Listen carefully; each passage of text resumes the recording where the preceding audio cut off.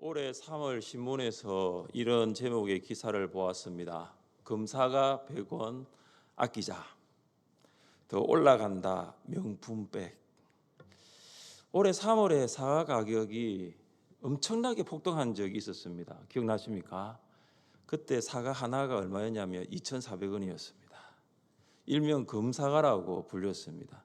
시민들은 100원이라도 더 저렴한 사과를 구매하기 위해서 사과 할인 행사를 여는 마트 앞에 아침부터 길게 줄을 서서 기다리고 있었습니다. 그때 서울 중구 모백화점 명품관에서 또 많은 사람들이 그 명품관 입장을 위해서 줄을 서고 있었습니다. 무슨 줄이냐? 수천만 원을 호가하는 명품을 구매하려는 사람들의 줄입니다. 백화점 관계자가 말한 기사를 제가 읽었습니다. 명품 업계가 한 해 수차례 제품 가격을 올리지만 오히려 수요가 늘어나면서 덩달아 매출도 증가하고 있습니다. 그리고 이런 말을 남겼어요. 명품 업계에서는 기준 가격이 없는 합니다. 부르는 게 값이지요. 같은 서울 하늘 아래 두 개의 줄이 있습니다. 한 줄은 100원 아끼기 위하여 사과줄, 그 앞에 사과줄이 있고요. 또 다른 줄은 뭐냐면 수천만 원의 명품백을 사려고 하는 명품줄이었습니다. 자본주의에서 자기가 번 돈을 쓰는 것은 소비자 입장에서 틀리지 않습니다. 그러나 신본주의에서 보면 자기가 번 돈을 자신만을 위해 쓰는 것은 하나님 보시기에 그렇게 옳지가 않습니다. 하나님께서 우리에게 명령하신 것이 있습니다. 이웃을 사랑하라. 우리나라에는 아직 수천만 원의 명품보다 100원이라도 더 저렴하게 사과를 구매해야 할 이웃들이 더 많이 살아가고 있습니다. 그리고 그들 중에는 생존을 위해 살아가는 사람도 많습니다. 여러분, 서로 사랑하고 있습니까? 우리는 하나님의 사랑을 받은 자로서 서로를 정말로 사랑해야 합니다. 오늘 본문에서 예수님은 반복적으로 제자들에게 서로 사랑하라 합니다. 서로 사랑하라. 한번 따라해 보겠습니다. 서로 사랑하라. 서로 사랑하라. 서로 사랑하라는 명령입니다. 우리 12절 말씀을 함께 읽습니다. 12절입니다. 내 계명은 곧 내가 너희를 사랑한 것 같이 너희도 서로 사랑하라 하는 이것이니라. 아멘. 자, 17절도 같이 읽습니다. 17절입니다. 내가 이것을 너희에게 명함은 너희로 서로 사랑하게 하려 함이라. 아멘. 예수님 제자들에게 반복해서 하시는 명령이 있는데 무엇이냐면 서로 사랑하라. 예수님의 명령은 선택이 아니라 순종입니다. 하고 싶다고 하고 안 하고 싶다고 안 하는 것이 아니라 명령이기에 해야 하는 것입니다. 그런데 부담스럽습니다. 명령이기에 해야 하는데 부담스러운 거죠. 왜냐하면 나는 내가 사랑하는 사람만 사랑하고 싶은데, 나는 나하고 코드가 맞는 사람만 사랑하고 싶은데, 나는 나하고 통하는 사람만 사랑하고 싶은데, 그런데 예수님 뭐라고 하십니까? 서로 사랑하라. 예수님의 명령에서 우리가 순종할 수 있는 지혜를 발견할 수 있습니다. 오늘 서로 사랑하라는 이 예수님의 명령을 순종할 수 있는 세 가지의 지혜를 살펴보기를 원합니다. 첫째, 서로 사랑하기 위해서는 예수님의 사랑 안에 거해야 합니다. 서로 사랑하라. 이 예수님의 명령은 참 순종하기 어렵습니다. 그러나 예수님의 사랑 안에 거하면 서로 사랑할 수 있습니다. 함께 9절과 10절을 읽겠습니다. 9절과 10절입니다. 아버지께서 나를 사랑하신 것 같이 나도 너희를 사랑하였으니 나의 사랑 안에 거하라. 내가 아버지의 계명을 지켜 그의 사랑 안에 거하는 것 같이 너희도 내 계명을 지키면 내 사랑 안에 거하리라. 아멘. 예수님 제자들에게 말씀하십니다. 하나님 아버지께서 나를 사랑하신 것 같이 나도 너희를 사랑하였다. 여기 사랑은 어떤 사랑이냐? 이타적이며 자기 희생적인 사랑입니다. 성부 하나님께서 성자 예수님을 이타적으로 희생적으로 사랑하셨어요. 하나님의 사랑을 받은 예수님은 육신의 몸을 입고 세상에 오셔서 제자들을 어떻게 이타적으로 자기 희생적으로 사랑하셨습니다. 그러니까 성부 하나님께서 성자 예수님을 사랑하신 것 같이 성자 예수님은 제자들을 사랑한 것입니다. 그래서 여기 사랑은 뭐냐? 감정적인 사랑이 아니라 순종적인 사랑이에요. 왜냐하면 예수님께서 이렇게 말씀하셨거든요. 아버지의 계명을 지켰다라고 합니다. 예수님 방금 전까지 사랑을 말씀하셨어요. 그런데 갑자기 계명이라고 나와 있어요. 아버지의 계명을 지켰다라고 합니다. 그러니까 이 사랑과 계명은 매우 서로 밀접한 관계가 있는 것을 말합니다. 그러니까 사랑은 감정적인 것이 아니고 계명에 대한 순종적인 사랑을 말하는 것이죠. 예수님은 아버지의 계명에 대한 완전한 순종을 하셨습니다. 계명에 대한 순종이 사랑입니다. 예수님이 아버지의 계명을 순종하여 하나님의 사랑 안에 거한 것처럼 제자들에게도 이렇게 말씀하십니다. 너희도 내 계명을 지키면 내 사랑 안에 거한다라는 거예요. 하나님의 사랑과 예수님의 사랑, 그리고 하나님의 계명, 아버지의 계명과 예수님의 계명, 이것이 하나라는 거죠. 그러니까 계명이 뭡니까? 서로 사랑하는 거예요. 여러분, 서로 사랑하기 위해서는 예수님의 사랑 안에 거하면 됩니다. 예수님이 하나님 아버지의 계명을 순종한 것처럼 우리도 예수님의 계명에 순종하면 됩니다. 서로를 향한 사랑의 감정이 있어 사랑하는 것이 아니라 서로 사랑하라는 예수님의 계명이니 순종하는 거예요. 그러니까 계명보다 감정이 먼저가 아니에요. 계명이 먼저라는 거예요. 그래서 사랑은 순종이고 순종이 사랑입니다.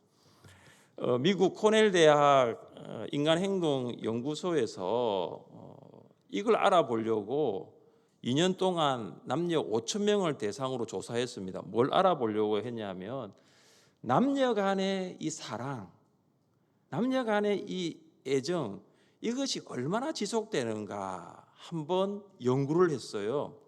연구 결과가 나왔습니다. 남녀 간의 가슴 뛰는 사랑은 18개월에서 30개월까지랍니다.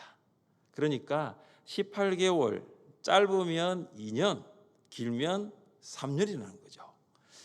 30개월이 지나면 어떤 일이 일어나느냐? 이 대뇌에 항체가 생겨서 더 이상 사랑이라는 화학물질이 생성되지 않는다고 합니다. 그러니까 사랑을 느끼는 것은 뇌의 작용에 의한 일시적인 화학적인 반응이라고 이 코넬 대학 연구소에서는 밝혔습니다. 그래서 말합니다. 사랑보다 더 중요한 것이 있다.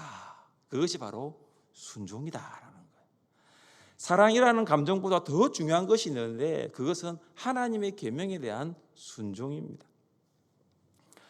감사로 예배드리는 교회 표를 위한 실천 목표 중에 마지막이 감사 헌금 드림입니다.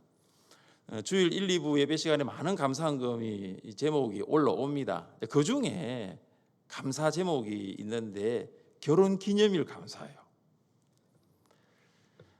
결혼하여 부부로 사신 분들은 365일 중에 하루는 결혼 기념일이 있겠죠. 그죠? 지난주에도 이런 감사 제목이 올라왔어요. 23주년이 되었는 것 같아요. 23주년 결혼 기념일을 맞이하게 하신 감사합니다. 제가 한번 쫙 보니까 11월 첫 주에는 어떤 거냐면 15년 동안 돕는 배필로 서로 동역하게 해주셔서 감사합니다. 이런 제목도 있었어요. 10월 마지막 주에는 어떤 게 올려냐면 결혼 24주년 감사합니다. 그 앞에는 32번째 결혼 기념일을 맞게 해주신 감사합니다. 모르겠습니다. 여러분 중에 그런 제목을 쓰신 분이 계실 수도 있습니다. 이 결혼 기념일을 감사하는 분들을 보면 제가 보니까요 10년 이하는 별로 없더라고요. 예. 10년 이하 제가 찾아본 적이 없어요. 그래서 최소한 15년 이상, 20년, 30년, 40년이더라고요.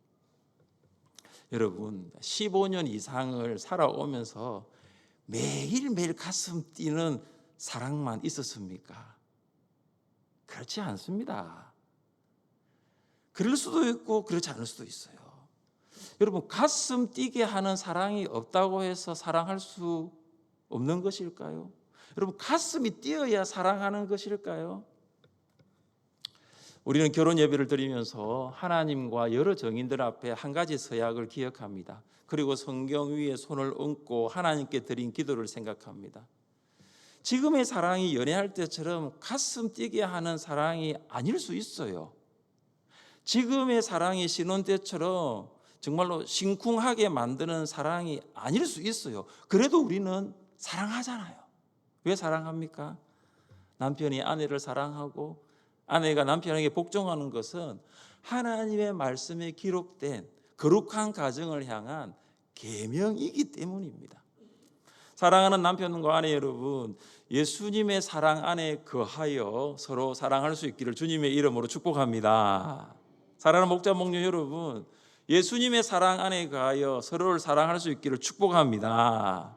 사랑하는 성도 여러분, 예수님의 사랑 안에 거하면 서로 사랑할 수 있어요. 우리가 예수님의 사랑 안에 거할 때, 우리가 예수님의 계명에 순종할 때 서로 사랑할 수 있음을 믿으시기를 주님의 이름으로 축복합니다. 둘째, 서로 사랑하기 위해서는 예수님의 친구가 되어야 합니다. 서로 사랑하라, 예수님의 계명 정말로 실천하기 어렵습니다. 그런데 예수님의 친구가 되면 서로 사랑할 수 있습니다. 자, 우리 13절과 15절, 13절부터 15절까지 말씀 함께 읽겠습니다.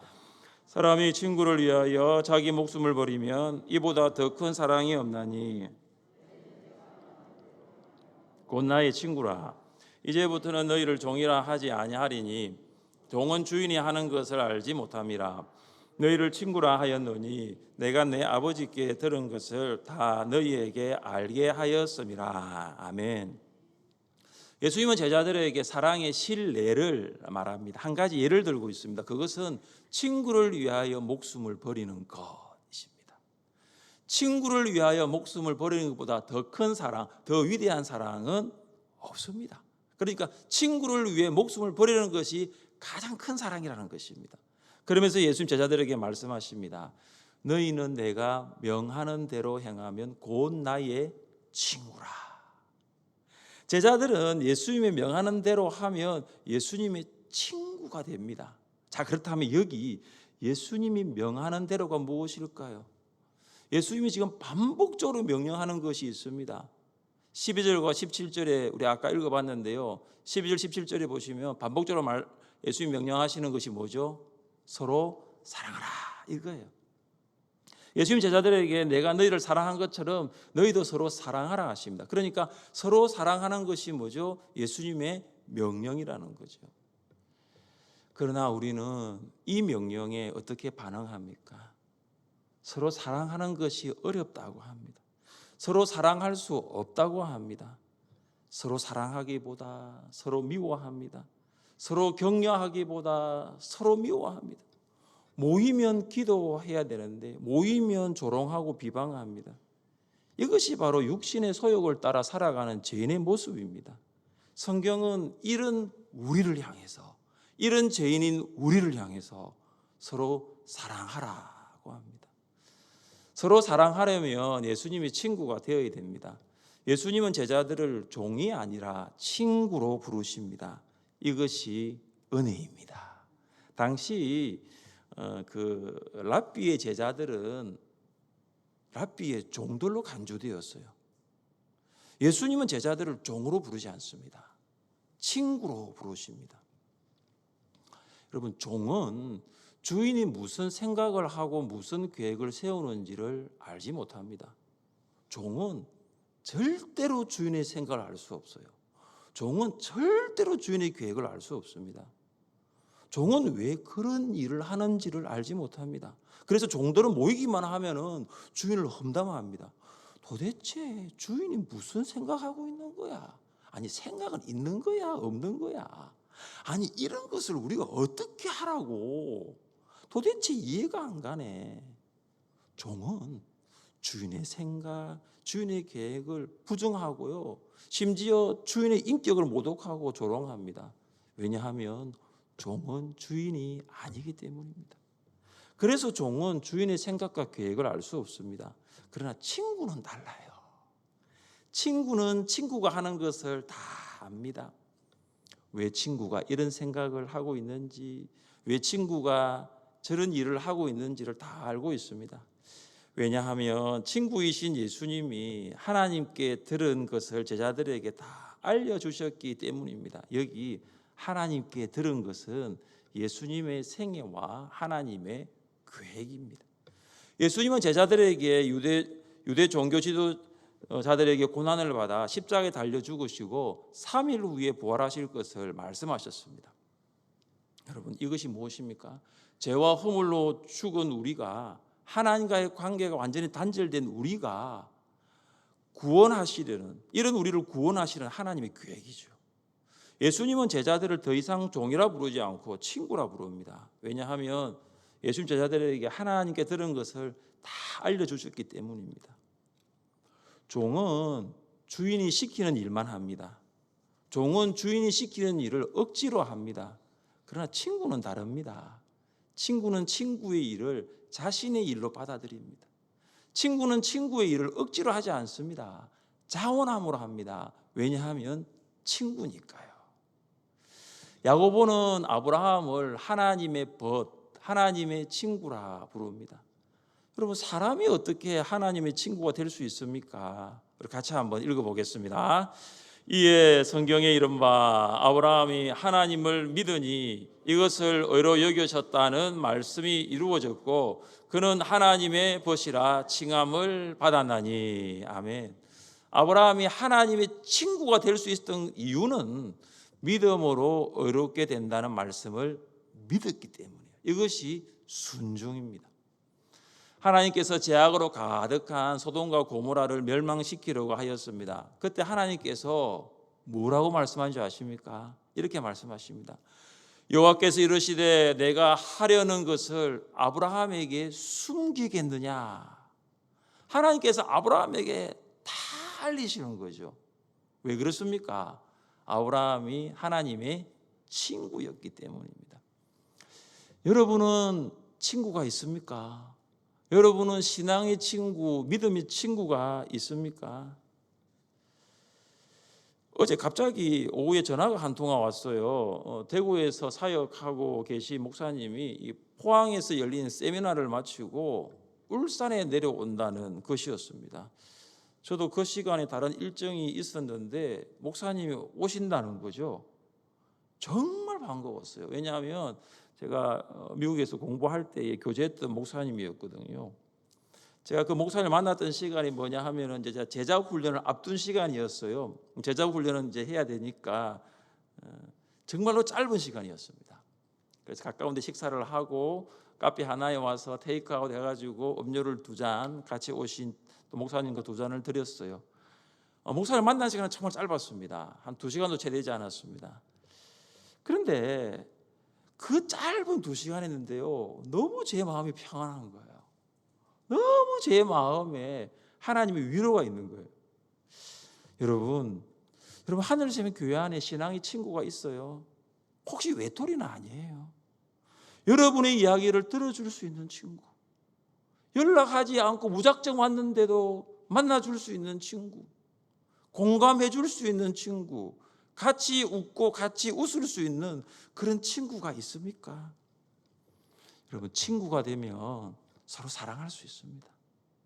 서로 사랑하기를 원하신다면 예수님의 친구가 되어 보십시오. 예수님이 여러분을 위하여 목숨을 버리셨으니 서로 사랑하는 것은 마땅할 것입니다. 예수님의 친구가 되셔서 서로 사랑할 수 있기를 주님의 이름으로 축복합니다. 셋째, 서로 사랑하기 위해서는 예수님의 열매를 맺어야 합니다. 서로 사랑하라, 참 어렵습니다. 그러나 예수님의 열매를 맺으면 서로 사랑할 수 있습니다. 16절 말씀을 같이 읽습니다. 16절입니다. 너희가 나를 택한 것이 아니요 내가 너희를 택하여 세웠나니 이는 너희로 가서 열매를 맺게 하고 또 너희 열매가 항상 있게 하여 내 이름으로 아버지께 무엇을 구하든지 다 받게 하려 함이라. 아멘. 예수님 제자들에게 뭐라고 말씀하십니까? 너희가 나를 택한 것이 아니라 내가 너희를 택하였다고 하십니다. 그들이 예수님의 제자가 된 것은 그들의 공로가 아니라 하나님의 주권입니다. 예수님은 주권적으로 제자들을 택하신 것입니다. 왜 예수님은 제자들을 택하였을까요? 제자들이 열매를 맺게 하기 위해서입니다. 예수님은 제자들에게 너희가 열매를 맺어야 하고 이 열매는 항상 있어야 한다라고 하십니다. 자, 그렇다면 제자들이 맺어야 할 열매, 제자들에게 항상 있어야 할 열매는 무엇일까요? 여러분 16절을 잘 보십시오. 16절을 잘 보시면 어떤 단어가 있냐 하면은 가서라는 단어가 있습니다. 가서. 이는 너희로 가서. 제자들이 가는 거예요. 이것은 다른 말로 예수님이 제자들을 파송하는 거예요. 예수님은 지금 제자들을 어디로 파송하느냐? 세상으로 파송하십니다. 제자들은 세상으로 들어가서 뭐 해야 되죠? 복음을 전하는 거예요. 천국 복음을 전하는 것, 하나님 나라를 전하는 거죠. 그러니까 여기서 열매는 뭐냐? 바로 복음의 열매, 전도의 열매라는 것입니다. 부활하신 예수님 제자들에게 무엇을 명령하셨습니까? 우리 같이 한번 읽어보겠습니다.